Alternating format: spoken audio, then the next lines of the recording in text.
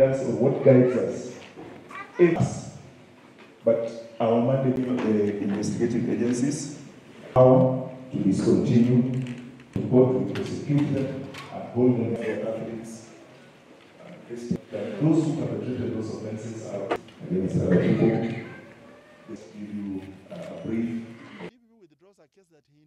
Hakuna kesi mkuu wa mashtaka anatoa bila koti. Hakuna hata moja. Nyingi hata tumejaribu kutoa wanakataa.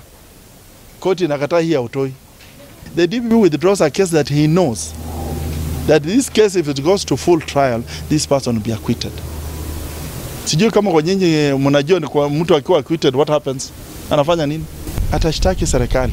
Na akishtaki serikali kwa sababu ni yuko high profile vile mnasema, pesa yenye anadai serikali kwa kushtakiwa na akawachiliwa kwa sababu tuko na ushahidi wa kutosha ni pesa mingi sana.